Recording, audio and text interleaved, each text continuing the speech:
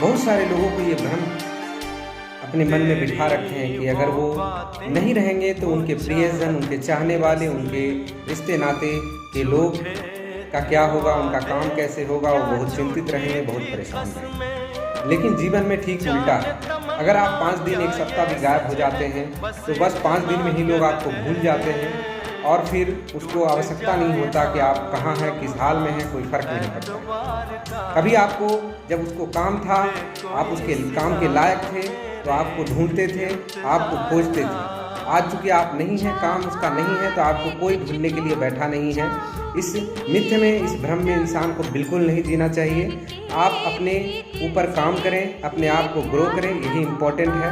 और दूसरे के लिए चिंतित रहकर अपने जीवन को ज़्यादा बर्बाद करना बेफजूल है, यही सच्चाई है।